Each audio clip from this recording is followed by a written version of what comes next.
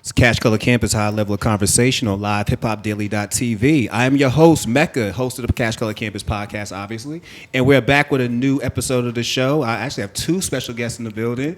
Also, my girl Ice, my girl Dasheeda, the Dawson girls have been in the building. Yes, we the Dawson girls. If you couldn't tell by that yes, like they was ready for the mix. That was crazy because Ice, you've been here before, but Dasheeda, have you been in the studio before? Not in the studio. I came through while you were filming for Color Green. Yes. Yeah. And that seems like so long ago, but it really wasn't. was. It was. Compared to the cannabis industry. You know, it's really cannabis industry almost grows like dog years. So yeah, it does seem like 2016 seems like 2006 right now. Okay. Yes. I mean, But really, we're in the new decade, it's 2020, and we're talking about some new stuff, man, because the cannabis industry is moving, and we're not waiting for people no more. No. You know, Hello. we're putting out the information, we're putting out the work, and we're just not waiting for people to pull up a seat for us. No. Okay. And that's the reason we got y'all here today, man, because there's a book tour happening, Yes. and we're going to speak about the book, How to Succeed in the Cannabis Industry. But before we get into that, love to learn a little bit more about your diverse background and all this, just the family aspect of everything, like how y'all sisters just kind of link up and just kind of empower each other, and more importantly, how people of color can get involved in this from an ancillary level on cannabis. But before we get started with all that, can y'all please introduce yourselves? Okay. Okay, I guess I can introduce myself first. I'm Ice Dawson, also known as Cannabis Socialite. And right now I am located in Las Vegas, Nevada. What? I was out in Vegas like 3 weeks ago. I know we was missed you there. at the MJ BizCon. It was so many people and super packed. It really was. There was so many Yes. black people too. It was the Yes. first time I walked into that place, and wasn't able to say I was the ink spot. You know what I'm saying? Yeah. On the paper, Raisin like, in that was the the bowl first of milk. time I've been down there, and I didn't see that. So I was blessed with that. But Yes. let me introduce y'all. You No. introduce yourself, too? MJ BizCon was lit. My name is Dasheeda Dawson, and I am the weed head. And together we are She Blaze. Yes. Yes. So, but excited to be here. We are 2 of 4 Dawson sisters. I work with all my sisters in the industry. I jumped into the industry as a patient. I like to call myself a corporate to cannabis crossover, and jokingly say I went from Target to THC because I was a senior executive at Target, Victoria's Secret, things that you're able to do at Target now. I love walking in there because I know that I've left a legacy, but just being able to get natural hair product. Okay. Having a beauty section that's segmented just for African American and Hispanic women, those are the type of projects I got to work on. And basically became a cannabis entrepreneur in 16 after the unexpected passing of our mom. She's actually buried in Atlanta, so Atlanta's like our second home. Vita, the third sister, lives in Atlanta. But I just couldn't do the regular corporate America thing. I mean, I was at that VP level, should have been happy, making pretty good money. You a mess. Had a nice car. Y'all need to know Ice. Ice is literally a mood. Like, Yes, like she's y'all a need to get to know. She's the baby too, so she's like 15 years younger than me. Oh, I'm the as baby well. too, so I get that So vibe. I get that energy. she know like my first child, and so she know what that come up was like. And Okay. when we got to a comfy spot, she was comfy too. Yes, I was. But yeah, no, I just couldn't do it anymore. Plus, I was in pain. I have my own autoimmune issues, early signs of MS, things that a lot of women of color especially are dealing with for at least 3 years. They didn't know whether it was lupus, whether it's MS. And finally, I was like, I don't want a label at all. I kind of need to figure out how I'm going to resolve this. Yeah.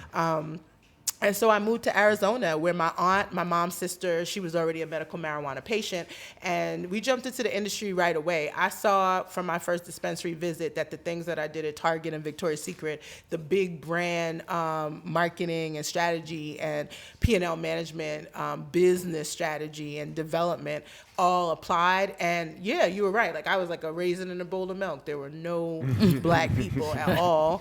And then of course I told my family I was doing this. They thought I was crazy, but Ice didn't. She was the first to jump on board. She was like, "We're talking about weed? Okay, let's go." You'll.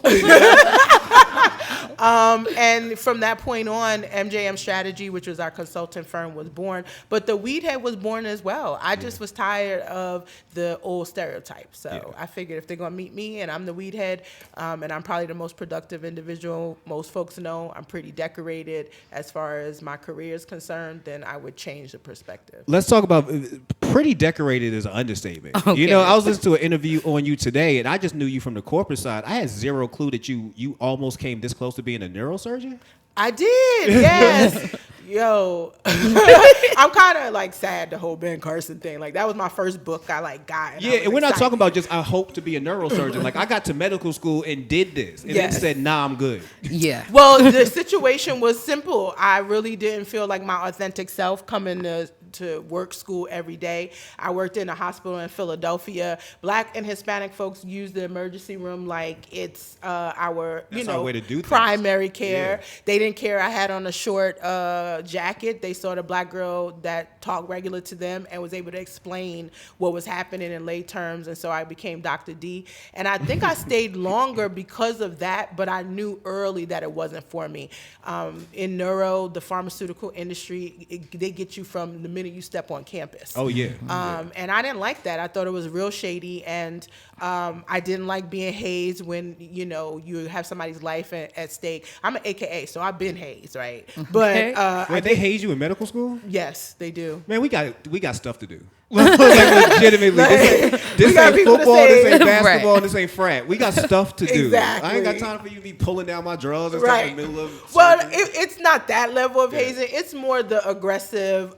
Everything's got to be under pressure, even though it's not under pressure. Yeah. I know my team knows because I feel like I'm the mad hazer when it comes to that. Like we're always under pressure, and I got that from probably in medical school where there's always a sense of urgency. But sometimes it's a stupid sense of urgency. Somebody's bravado, or they just want to try to play you. And I'm from Brooklyn, New York originally, and nah. It's just basically nah. So Ice, though, I never got a chance to get your story. How did you find cannabis, and what made you want to She transition the into the OG business? for the family. I am the The OG. baby's the OG. I am. Shout out to Rihanna because I love her, and she was like, "Yeah, I'm gonna smoke, whatever." And so I started smoking in high school, and my mom's always been like a lifelong user.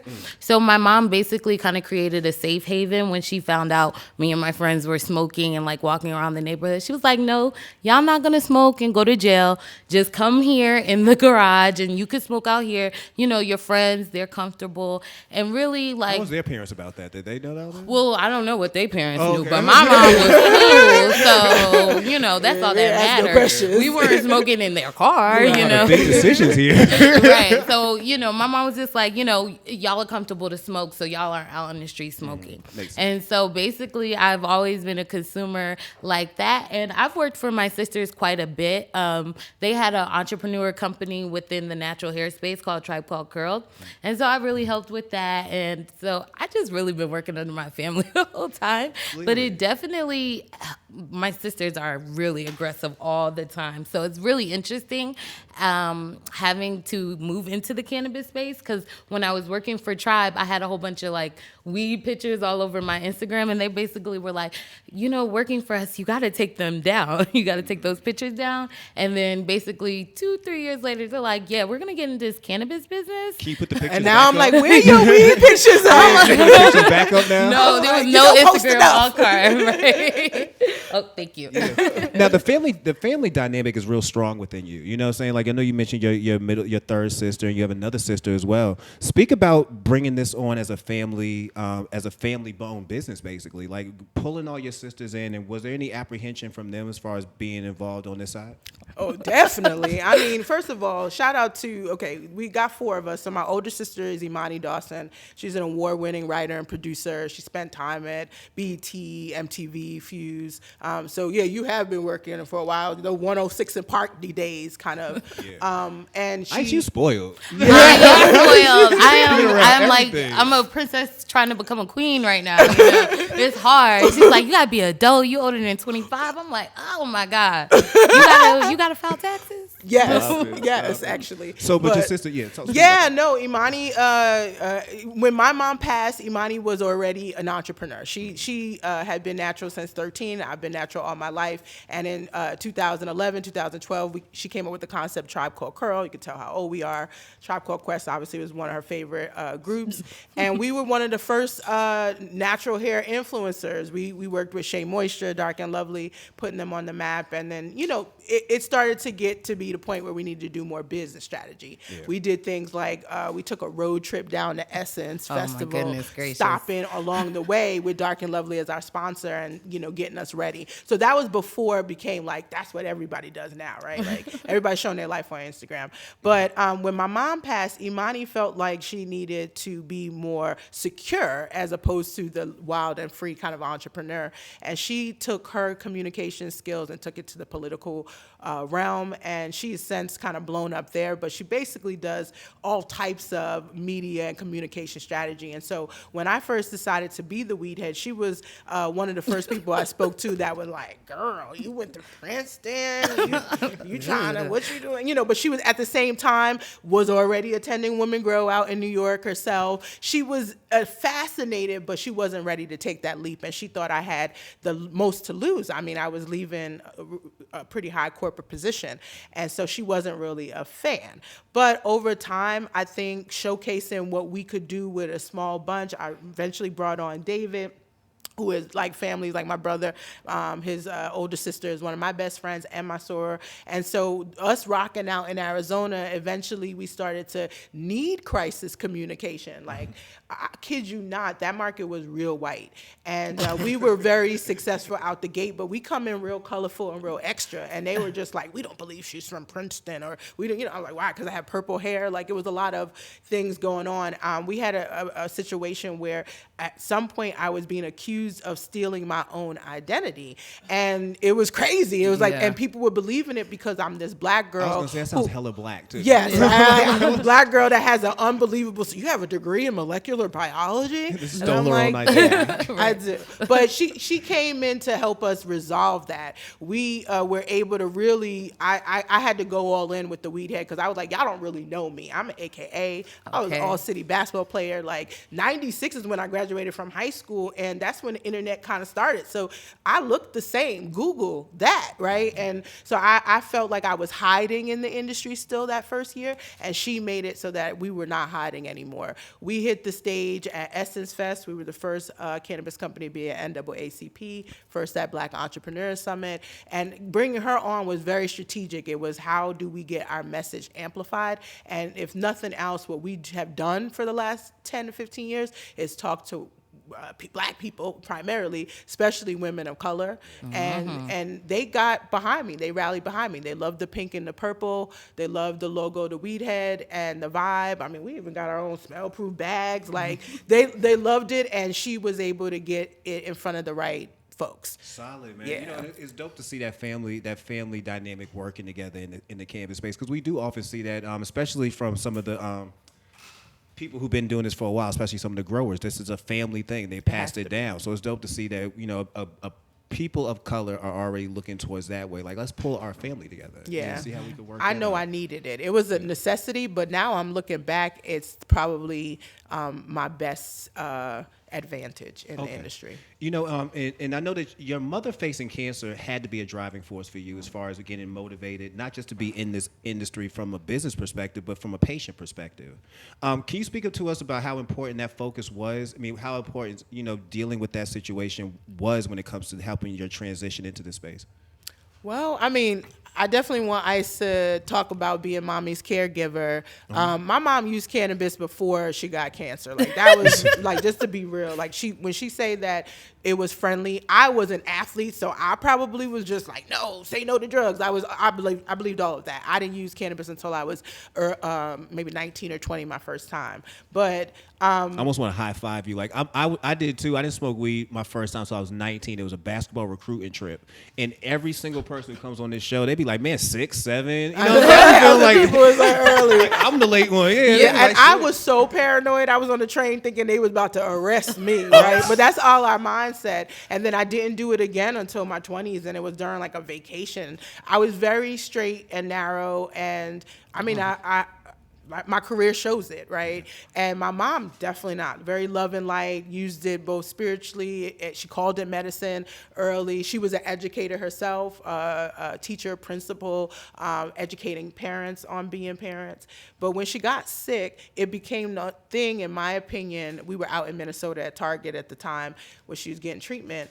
Minnesota has a medical program, but it didn't at the time. But it was really hard to get it, and I was an executive, and I wasn't trying to risk my career. So that's when I really started to understand ICE's like real experience in it, because she was basically the plug to the plug. Let me get on my phone and get somebody. She lived there too to Yeah. take care of mommy, and we needed cannabis like sugar in the house, right? Yeah. She didn't feel like herself at all unless she had it. Minnesota tree is actually really good. Most people don't know that. And I used to get like, for 25, I was probably getting like, 2 to 3 grams worth of cannabis for 25. So when we were buying for the house, it was zips only really because everybody consumed. Okay, so we got to head to Minnesota real quick. Yeah. It might not be like that. Well, you never know what's coming down from Canada. Hey. Not going to say that too much, but... Well, So whatever it was good. Yeah, so you was a caregiver primarily. Yes, so me and mommy, we were definitely like Thelma and Louise. So we were going everywhere, and my mom needed it pretty much every hour on the hour just to even eat or to sleep, because she'll wake up in the night to hold the medicine down after she takes it. So cancer and the chemotherapy really takes a lot out of people, and so the cannabis has definitely helped mommy boost her up. I think that I probably saw more change after the treatment, after chemotherapy. Once she stopped chemo and radiation, she definitely got a little bit more pep in her step, and she was able to wean herself off of a lot of the opioids that they had her on during the chemo. Good. Wow, wow. Yeah, my mom was pretty badass. Yeah, and then know that she was calling it medicine then too. Yeah, Like, she that's did. my She does medicine call right her now. medicine because,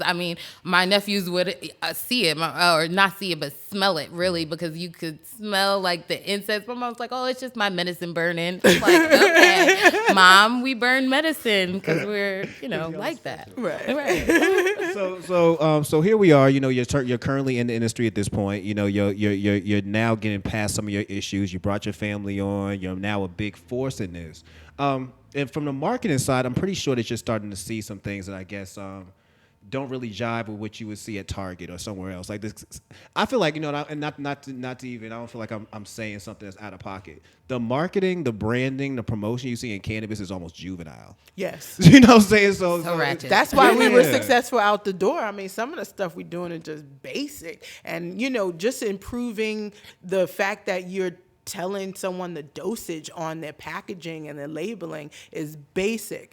What I realized is that my experience in consumer packaged goods made it just very easy to do what I use basketball references a lot, sorry, but like I just crossed over. It was very easy to see everything we do there really does apply here. And not enough people respect the plant enough, respect the industry enough.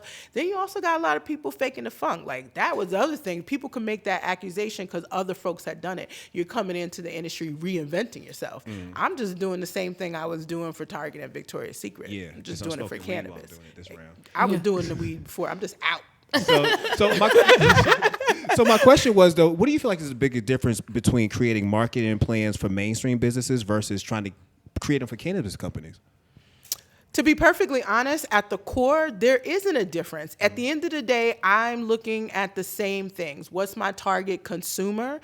Making sure it's the highest level as far as product development is concerned. When you do research, I ran the beauty business for Victoria's Secret. A lot of the same processes as far as extraction and oils and processing in beauty is the same thing we're doing in cannabis. It's just not as formalized. And so I think if nothing else, I'm probably taking a lot from mainstream in terms of creating operating processes and steps that can be repeated over and over again. Because it's nothing worse than getting a batch of anything that has been manufactured beyond the flower. And you got two, you give one to her, give one to me, and she acting or seeing something different than what I'm seeing. That never happens anywhere else. So I took a lot of what I've already learned and experienced in mainstream, and I crossed it over. And I started to write a lot about it to almost not shaming folks, but in some ways, especially the rich white boys that come in, and I'm shaming them. Yeah, like, I'm all for shaming people. I feel like this. If I see one more brand named after another brand, as if this branding gonna come to you eventually, like Nabisco is coming after y'all hard, oh man. yes, I mean, no, actually, y'all are naming your whole strains after these brands, dude. It's like, crazy. You can't do that. But they also must not be Googling, because in 2017, Starbucks launched a civil suit for the Dabbuccino. Girl Scout cookies, technically on the East or West Coast, is GSC now, because Girl Scouts was like, nah. Yeah. I mean, once money started to be really shown in the industry, they're like, no. Before it used to be, I don't even want to be affiliated with cannabis, so let's pretend it doesn't exist. Yeah. But now, yes, that's trademark infringement. That's one of the first things you would not be able to do. I be seeing some prominent names, and I'm like, wow, you're matter of fact, I wish you don't make money, because the more money you make, the more they're ready to come for you. Yep. Like, so stop bragging about this brand, stop bragging about this strain, and come up with a different name and packaging, please. Yes. Before Nabisco come and shut y'all all the way the fuck down. But it's also first of all, I hope they do come, but it's also the target, right? Like, I still feel like part of the reason why we wanted to do She Blaze and Ice was like, we got to do something for the ladies, because most of the I did. Most of the time it's not for the ladies. You know, when we're working in the legal markets, I jokingly say I don't want to dab in a dungeon. I want to dab like a lady, because it's like dark and then you can't take pictures. It's like nasty. No, they don't wipe well with the alcohol pad. You know, they wipe once or twice. You so bougie. Like, no, these are hygiene issues. It is. Okay, let me tell you, have you read some of the reviews from different cannabis cafes and stuff? No, I haven't actually, but I'm pretty sure you have a point. Like, the cleaning processes can't be the best. No, they're not. No. And who wants to pull from dirty rig? No. Mm-hmm. I think some just regular, like, we did it in the vape industry. You know, they came up with solutions for people to try the e-juice in the store that, basically everyone was still not sharing the same vape tip. You know what I mean? They had like the plastic silicone tips over it. So I just feel like we could step it up a little bit. Yeah, I totally agree, because I feel like the money's coming. Like, that's the part that I think that people was able to hide behind, that there really wasn't a whole lot of money, wasn't really a lot of conversation. Some of y'all pay attention to how much more money's coming in here, because y'all gonna need to start changing names. Straight up. Absolutely. Like straight up. Or just don't start with it. Like, if it sounds too familiar. Exactly. There's one that sounds like Bubblicious or whatever. Like, get rid of it. Then there's also some laws that won't let you make it look like a children's brand anyway. In Canada, like, if it feels anything kiddie, it's not going to happen. In Oregon, so every market is different, but the more stricter markets, they're going to prevent it from being marketed so directly to kids. So you can elevate, take it a little higher. That's what we did. Right. Yeah, we did that for a lot of, I think. So y'all are very familiar with Atlanta. I've been living in Atlanta myself since 2012, native of Boston, Massachusetts. I love the South. I love the South, though. Like, my whole family from down here. Like, I love the South.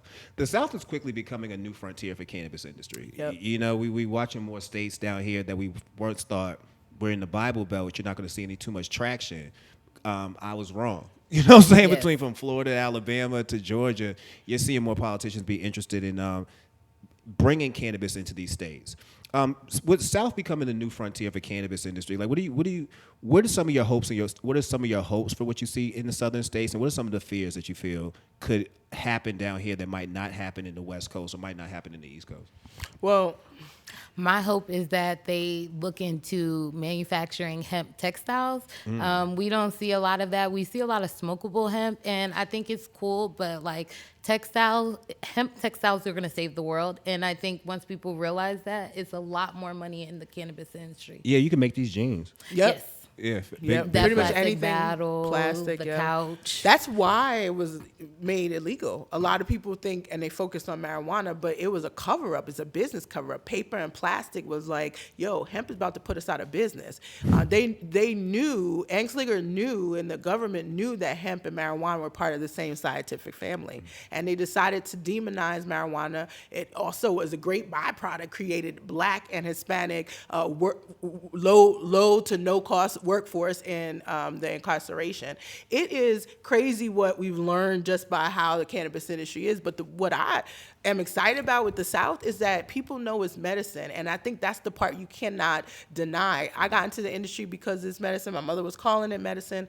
And so that's what surprised me. Down here, when you have the Bible Belt, you got people 55 and older, but those are the same folks who have arthritis, various inflammatory diseases and ailments, and just basic CBD tincture or treatment can help them. And so that's the door opening. That's the hack in. It's not Method Man and Red Man, right? It's not Cheech and Chong. Well, the hack is that this is actually really good for you. And if you can speak about science and medicine well enough and that people understand and they believe you, then you're going to get a foot in the door. And I think, and that's why I'm just so excited about being in the industry, because it feels like my calling. I'm a girl from the hood that made good. So coming back to the hood is very easy for me, and being able to speak about, hey, this is actually health justice. A lot of us are sick and we're using opioids or we're using things that are actually deteriorating our body faster, and this can make us better. And because I have my own testimony with my autoimmune issues, I mean, while I was working for Target, I was waking up like the Tin Woman every day. I play ball. I feel like I'm 80 years old inside if I was without cannabinoid treatment. But last 4 years, I'm back dancing. I got nails now, so I'm probably not balling much. But at the end of the day, my body feels better. And I think that's really all due to a cannabinoid treatment. That's good, man. You know, and one positive thing I see for the South is we can go back to agriculture. You know, Yes. this is a growing area, and Yep. there's a lot of farmers, there's a lot of farmland not being properly used. So when you say something like, let's start getting textiles and let's start getting into that, boy, look, you talk about a full industry shift. Yeah. You know what I'm saying? Talking about that happening in the South. Black farmers. Yeah. We already have land in South Carolina. North Carolina is right now the mecca of CBD and hemp for Black folks. Yeah. We actually own stuff there. We can actually become a real integral part of the industry from the beginning, as opposed to right now, they're just expecting us to be end users. And guess what? Based on the way they're marketing, they don't care about whether or not we re-educated on the real science. They just care about whether you smoking blunts or not. And I think it's just perpetuating the same ignorance. But just remarketed, basically. yes, Yeah. this is making cannabis is making agriculture sexy again. Yes, it is. All right, man. Agriculture's sexy again, man. Talk to us about the book. Talk to us about how to succeed in the cannabis industry. So what's the concept behind that? Well, I mean, I wanted it to be as self-explanatory in the title as possible. The concept is that I am seeing too many people throughout just all of the markets we've worked in. DMs. All the DMs. They're just taking the wrong approach and the detours. And in some ways, especially people of color, we don't have time for that. So much money has already been dumped into the industry just in the last 4 years, and dumped and lost, right? Yes. People are like, big companies, corporations are already failing. So we're missing a bubble, and it's crucial. And so, I am a person who homeschooled my son. My mother was an educator, and one of the things I would say Princeton did train us on is how to write. And I started writing a lot of just the different strategies folks could take to approach coming into the industry. Everybody I was talking to kept saying the same thing. Oh, you may be a lawyer by day, but you want to take, and get into the industry by, opening your own edibles company. Well, that's great. And you probably can cook, or you might have the best edible, but the reality is you can make money much faster if you just cross over your skills. Do what you do in your day-to-day in cannabis. And so the book allows for folks to do that because it takes you from the rooter to the tutor. I did this in corporate America, where I am an analyst and I break down the different strategies. I play Super Mario Brothers a lot, so you go through the different worlds. You want to get to the later worlds quick. This is the cheat codes, right? Don't waste time doing the same mistakes that some of them we did, other people are still doing. You can learn about the industry, and it does start with first learning real science. I give real business strategies, and I'm from Brooklyn, so I always have to give real talk. Man, New York people love saying they from New York, boy. I'm from Okay. Oh my Brooklyn, God, okay? they love doing that. BK all day. Let me just start off the comment like nobody out the blue. Sorry, from New York. I'm from Brooklyn. Okay. Let me just explain that to you first. So you know how to approach. Yeah, you got a point there because man, look, I'm not gonna get into New York definite and stuff like that. I dated a girl from Flatbush once, and that was You already understood then. I'm biased. Yes. So how to succeed in the cannabis industry is basically a cheat code for those who are trying to, like you say, we'll populate your DM, we'll populate your emails with questions that are pretty simple, probably. Yeah. You know, how do I get in? This is what I do, and how we might. It's an easy conversation for us to say that, you know, well, why don't you just use your skill set? That's not something most people think of, you know. So that's a mentality that we do got to get people into thinking that what you actually do, even if you work in customer service, you at T-Mobile right this second, and you're the best customer service person on that floor, you 100% are needed in cannabis. Absolutely. Customer service. Yeah, you are 100% needed. You know, so at times you don't need to become a chef. You don't need to learn how to grow. You don't need to worry about having $1 million in cash right now to open up your spot. You just need to worry about how you can use your skill set in this new business. Absolutely. Yes, I think you make a good point because there are a lot of consumer-facing issues in the cannabis industry right now. A lot of people are unhappy. You got to read the reviews of the different dispensaries that you go to and hangout spots for cannabis because their reviews are not good. No, cannabis is, is one of them places where you would assume that the people who've been doing it would be the best ones doing this, and that's always never true. Yeah. You know what I'm saying? Like, let somebody else come in and do this business simply because you've been smoking nonstop or you could weigh a gram without looking. You know what I'm saying? Doesn't mean you understand good customer service. Do you understand how to explain this product properly? Or that you even know the real science. A lot of people have a lot of understanding of bro science and street science. Some shit that you basically, y'all on the cipher, you talking about it, and you know that it's doing something, but you don't really understand why. Yeah. And that's one of the things that I like to dispel right away. We have the chapters go through, like, before you can get into the industry, know what a cannabinoid is, know what a terpene is, know that it really doesn't even matter how high your THC levels are. It's your whole profile. That part. Once It doesn't you, that necessarily will blow matter. up your whole entire thing when you realize, like, oh shoot, it's not about, I got to get 32% THC. That'd be Like, fake too. Yes, that'd be fake too. Know how to even tell if it's fake because we got a lot of people who are putting out test results that aren't necessarily accurate. Like I said, they're disrespecting the consumer.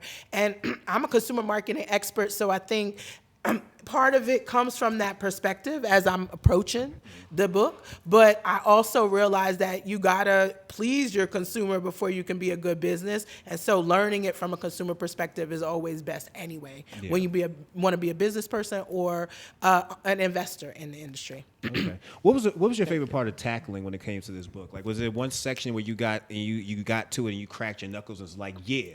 I think the hemp section took the longest. Girl. But I'm a molecular biologist, so that processing and manufacturing section, like, you think you know extracts? Read that chapter. People say resin, rosin. They're mixing up words. People say strands. Like, there's no strands. These are strains. Say it proudly. What strand is that? I am a scientist first, so I got in on that, and I don't even really, I'm not a consumer of extracts and concentrates like that. That's the team. But of course I made sure that our resident experts were it made sense to them. But I wanted people to really understand the real science so that if you are brought into a situation where you can invest, you know what questions to ask, and you know when you should be leaving a room, because everybody at this point, I feel like, could talk a good game as far as cannabis is concerned, but do you really know what you're talking about? Well, a lot of it's Googleable, and that's where I be having arguments with people sometimes, at least in my mind. I don't feel like going back and forth with you, bro. But so many people, I feel like, if you realize the what you feel like you're giving is knowledge is so Googleable. Like, you need to, I feel like there's people right this second who are this close to phasing themselves out of this industry because your main skill set is telling me something that I can Google. Yeah. You know what I'm saying? Or telling me something that is now in a book. I can cut you all the way out at this second. And it goes back to short-sightedness. After a while, you got to realize that this isn't the Wild Wild West no more. This is legitimately becoming a business. So either you shape up as a business or phase yourself out and just know that you just got to be underground because that's how far you're going to go. But you have to have a come to Jesus meeting with yourself when it comes to this. Absolutely. Well, you see that in the big cannabis corporations happening based out of California right now. A lot of them, if you actually just go on their website, they're asking for investors. So if you look deep enough into their website, you can see their past P&L for the last couple of years and how much they're paying their C-suite, how much they're paying people, how many loans do they have, and are they actually making revenue each quarter? A lot of them aren't, and they are saying stuff from like the 90s, and they're like, "Oh yeah, let's get Snoop on here and smoke." And I'm like, Snoop is cool, but I don't know if my aunt is listening to Snoop still. Yeah. Right. and that's another question we can get into because cannabis is the one space where, unlike a lot of other industries, you can't plug in a celebrity and just go. And I think that is a huge mistake you're seeing with a lot of these businesses. Aside from investing more in your C-suite executives than you are in your actual business, you are doing this thing where you're just grabbing a Snoop Dogg or you're grabbing the most random human beings. Like even how Post Malone got I'm like the most random people. Like I never thought to myself, like, okay, so Post Malone smoked this. Let me go grab this pack. Okay. Never thought that. Yes. And it's a premium price. Yeah, Okay, right. these Ain't are never like thought cheap that. packs. Some of the flour be trash. Okay, air pack. It's sad. I mean, honestly, though, I do feel like we are overcome with influencer marketing right now, and a lot of people just generally. So I don't want to just blame the cannabis industry, but just generally think that you can slap a celebrity on it and it's gonna sell. Like flat tummy tea, bye. Like you know what I mean? Like these are the things that that we're. Oh, I'm sorry, but I'm being real. Like Shade at people we know. But you're right. A couple million followers. Next thing you know, yeah. Meanwhile, where's your engagement?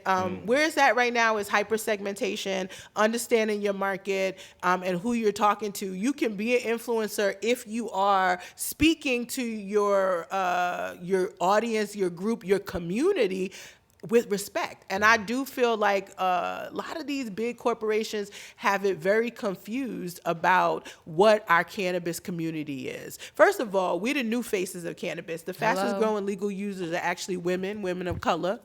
And mostly for, again, medicinal reasons. It's not just because we want to get high. That don't hurt, but we like getting high. But it's for medicinal reasons. So I think you got to speak to us differently. And let's be honest, if this is a medicinal product, just going by my experience at Target, first of all, women basically make 80% of the household decisions anyway, period. And then when it comes to something related to health and wellness, then it goes up to 90. So over time, what we found in medical markets like Arizona, where there's a big medical population, the person going to the dispensary over time is the woman. Over time, when it's illegal and it's fear of arrest, potential guns, and criminality, we send the men. But once it's health and wellness, which is what the transition is the women that are going. And so it got to be different. Yeah. Everything can't be with a black ground, everything can't be over hip hop or over hippie. Like it has to be different. How do you feel about weed leaves on clothes? Because I hate that. I think it's so ugly. Oh my gosh. With everything in me. And whenever I see somebody come up to me with and weed they be trying to give you they give you the shirt and they're like, rep our shirt. You're like, sure, the bed. My thing be when you be seeing them come full in, they got the ties and the jacket and they got the whole suit. Oh, that's one guy. Worst. There's that one guy that you see him in everything, but he always wants a hug. And he always wants a hug. Always want to be in the front of the lobbying situation. We've got to change the narrative. Imagine going to lobby and that's your person, your representative. Yeah. I don't know. Yeah, and that's where I go back to where the industry itself is growing in dog years. Like what you thought was acceptable even 2 years ago is nowhere close to acceptable right now. And you hit the head like, are you going to be so hippie-ish or are you going to be real hip-hop-y? Right. Are you going to be real, saying like what stereotype are you going to use versus cutting past that part and realizing that most people in here are consumers. Yeah. I consume sneakers, I consume clothing, I consume technology, I consume all these things, and I consume weed. Why don't y'all sell me all those at once? Yeah. You know what I'm saying? Like, why is it I still have to argue with Puma about sponsoring me when, look, I wear these every day. I smoke a shitload of weed, and I buy sneakers, bro. And everybody who do this do the same thing. Like, Right. trust me, you have an audience. Right. And we gotta get to that point too. But again, we're gonna see that as we go. I feel like we're really watching this industry like speed past people. Yes. It is, and it's losing a lot of companies, and a lot of people aren't going to be able to get in. You know, unfortunately, we were talking about it on our last G Blaze episode. You know, they wanted to stall the Illinois market because they realized there weren't people of color that owned dispensaries or were cultivating. But it's like, no, you can't stall the market just because you found out about the market when it finally became adult use and it's been medicinal for, you know, how many ever years. I think it's a little disrespectful to the people that actually, even with their full pot suit, you know, went to lobby Right, and get these laws. And so I think that's really the problem too. Like, you can't come late to the party and expect the party to stop. Look, I'll tell you how to hold up the recreational market. 49% tax. That'll hold it up right now because I'll go right down the street. Yes. Well, that's still happening? Yeah, Did you see those receipts out of Illinois? My cousin came down 2 weeks ago for the fight, Gervonta Davis fight. And again, he owned a smoke shop in Roxbury. So I was like, I was talking to Shay. He said, bro, I went down to the first smoke spot down there, man. He said, dog, I bought 3 separate 8s. And it came up to it was something like $300 or some shit. Yeah, and he goes, he looks at the tag, he goes, yo, the tax was 39% on top of everything. And I said, bro, I wish I would have went to a plug. And he told me today the prices are this because of what? Oh, no. I boycott you. I just stopped smoking and tell all my friends. Right. You know what I'm saying? Right. Don't call him. Let's just boycott this, man. Let's go back to Reggie and finding the seeds in our weed and growing myself. Okay. It's a very, to me, simple math problem to solve for, but every single municipality, every single legal market tries to get it wrong. They're adding a sin tax on things like it's alcohol, but let me be real, alcohol is never really good for you, whereas cannabis is always medicine, whether you're using it from adult use perspective or you actually have a very specific ailment you're trying to resolve. I need to know where in this country you're getting taxed 32% for Belvedere, unless you in a club. Unless you the club. Exactly. You're right. They've gone overboard because they're trying to meet these tax revenues. So in some ways, the last few years we went from focusing on more businesses to municipalities, because what we've found is, one, politicians don't know about cannabis, but they don't know about P&L management either. They do a budget every year, state of the state, but the reality is that they don't know how to balance a budget. And so bringing in someone like myself and our team where we're able to talk about, one, real consumer behavior and what we can predict, how do you create an environment that has the appropriate tax structure and business ecosystem that actually makes people want to leave the legacy market. I've stopped calling it the black market. So, Melick Dexter was on his show, and he hit me with the legacy market. I almost passed out. I was like, oh, bro, that's it. That's it. We gotta claim it. It's legacy market. Because they want to try to now hyper criminalize that. They're basically want to force you out of it, but why? The reality is, if I could grow it myself, then you shouldn't even be bothering with me to begin with. It should be like getting your hair done in somebody's kitchen. I honestly look at weed like aloe vera. Like, yes. my daddy had an aloe vera That's plant back good. in the day, and whenever we get a cut, he just go in the back and cut that. We ain't never bought nothing. You know what I'm saying? Why is it I just can't grow this on my patio and just go about my life, man? Like, why do you have to make this so complicated? Right. Well, in some markets, if you are a medicinal patient, you can grow your own. So, you got to learn your laws in your area. I love DC for that, because my first time going to DC, I remember, I forgot bro's name, but he walked us through his house, and he had in his man cave, he had a whole separate room.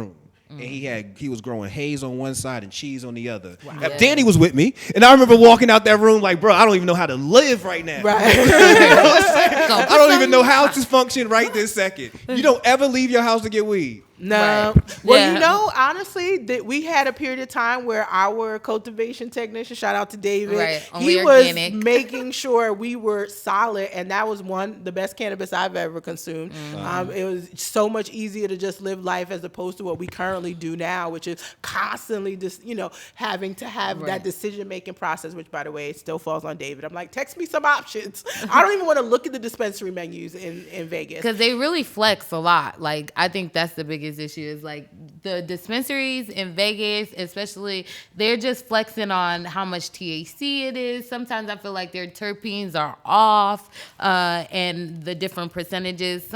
I feel like the flower is always dry. It's always always dry. Wait, in Las Vegas? Yes. Well, Yes. I was only the only time I had a chance to get something in Las Vegas was when we was down there for MJ Biz, and maybe it was because I was on I felt like a 14-hour flight. By the time I landed, I was just ready to hit anything. And That's what they're banking on. oh, they are, And- and they're 24 hours, Yes. so they know what they're banking on. Because when I say I walked into a dispensary at 3 a.m. and they had happy hour, I Yep. was like, Yes. this is okay.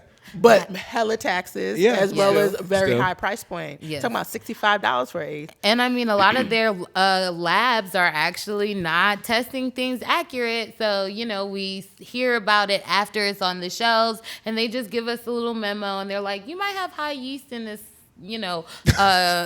whichever one. Pay you attention get to that. You know what I'm saying? If it's in the little email real quick. First of all, that makes me want to give a plug real quick to She Blaze, because Ice is the executive producer and the creator of She Blaze.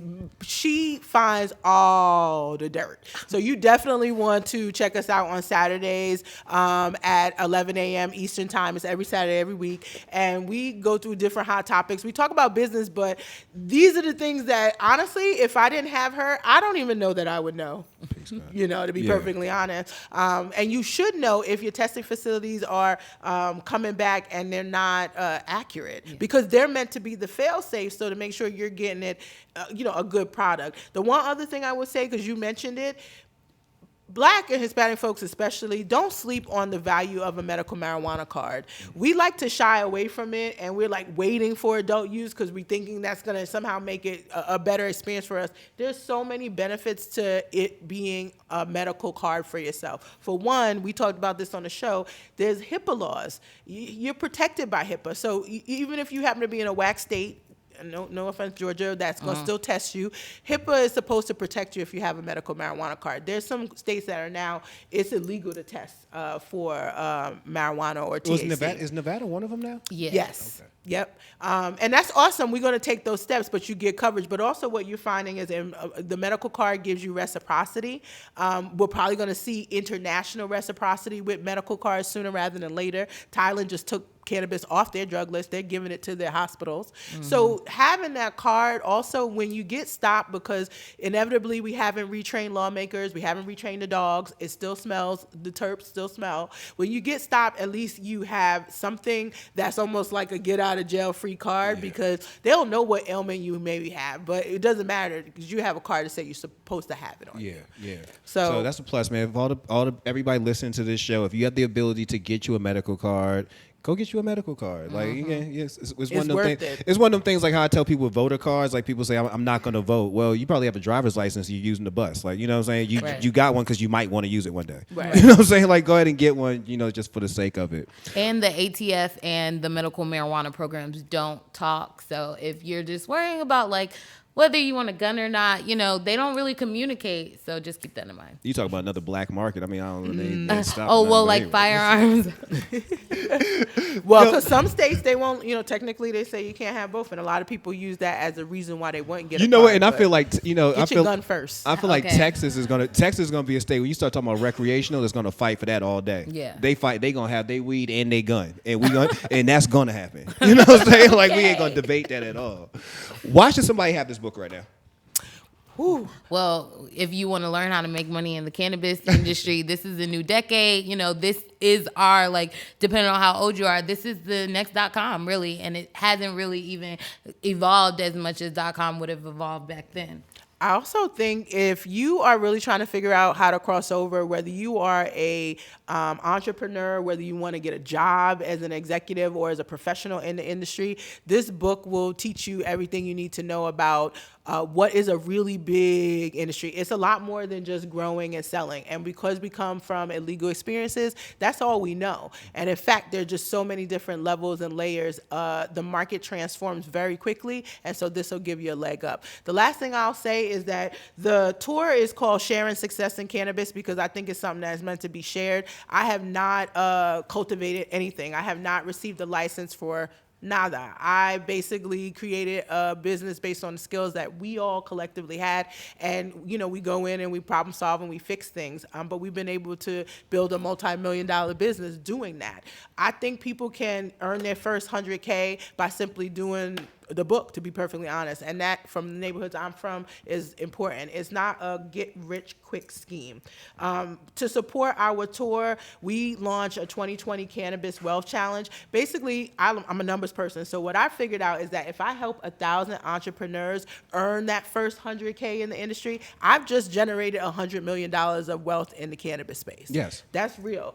And instead of trying to come into the industry thinking you're going to be a millionaire, think about it as, is this your side hustle or an entrepreneurial venture? And 100K is very viable. It's doable. There's money to be had in the industry. I agree, and I think that what you're doing is amazing. So y'all on tour this week. Yep. You'll be in Atlanta. Let people know where you'll be at in Atlanta so they can stop by, come grab a book. My wife just hit me about getting a book. I will go get one on Saturday. Absolutely. Yes. Well, we're gonna give you a book. Scratched her? No, I'm so good. It's Cannabistro. So Yes. she is a Black woman that is in the Swan. industry. Chef Swan. She's also a CBD coach. Yes. So yeah, she's in the industry. In a mood. Have you met? Well, you met Swan. Yeah, Swan's She is a mood whole too. mood. Yeah. Yes. Yeah.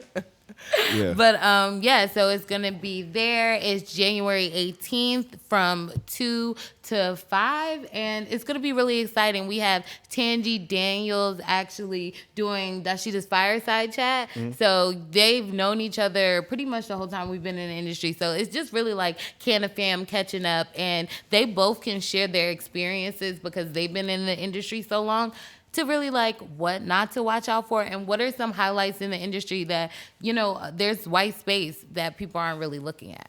Absolutely. Yeah. Well, thank you very much, sisters, for coming through and blessing us with y'all's story. For those who are in the city in Atlanta, make sure that you get down there to the Cannabistro on Saturday for the tour. Make sure you follow the Weed Head. Make sure you follow Ice. Make sure you follow She Blaze so you can know where they're going next on the tour. DMV. Oh, Yes. DMV? Yes. Yes, we are hitting all the East Coast in the cold. I need to, yeah, right. It ain't that bad. But before we fade out of here, man, I got one more question for you. You hoop. Is the jumper still good? Like, can you still ball? Actually, it's actually all right. I mean, she making faces Yeah, like right? she even, girl, bye. I'll be outside a little bit. Okay. I was a point guard. I would say I was a driving point guard. I take it to the hole every time. And I'm still philosophically like that. But I probably could do a little game of horse, and it ain't like it ain't bad. I feel you That's know all. what? I used to ball, and I had a thing where my brother, he coaches an AAU team. Shout out to Huntsville Titans. They have won multiple 13 other AAU championships. I must say that before he texts me. That's They have dope. won multiple championships. But I used to always live under the shadow of him. He was so great. Like, he grew up. Matter of fact, if y'all know Dana Barrows, he taught Dana how to shoot. So the most I could do was run really fast and jump really high. I was never as good as him. But boy, the first chance I had to stop playing basketball, I did. You know what I mean? Like, and I told him that. I said the first chance I had to stop, I did. And I just became a writer. But I try to hoop every once in a while now, and I realize how bad my body is. And I feel so bad when I watch Shaqs in them. Like, I don't know how y'all did that professionally that long and your feet don't fall off. Like, Okay. Cannabis, they need cannabis. If I'm a hoop, if I'm a dance, I smoke before and after. Just Really? FYI. Yes, get lit, get fit for sure. That sounded like a plan, because I'm saying it's like my knees was popping like firecrackers. Like, I was really trying to rub it down that court, like, bro, before I die. You know what I'm saying? no. Should I text somebody first? You know what I'm saying? Let them know where I'm at. Before No, I I'm die. not gonna lie. My first game back, I didn't. Yeah, they try you out on the small court, and then they gotta do the. And I was like halfway down the court, like, how or why did I sign Exactly, myself up for exactly, this? exactly. Why Different y'all so thing. competitive today? Like, chill. Thank y'all for coming through today. I appreciate y'all. This was a great Yes. episode. Again, make sure y'all check out How to Succeed in the Cannabis Industry. Make sure you support them wherever they stop at for their next tour. And thank you, Ice Dawson. Thank you, Yes. Dasheeda Dawson, for coming through. I appreciate your you. time. And this is Cash Color Campus, a high level of conversation on live hiphopdaily.tv.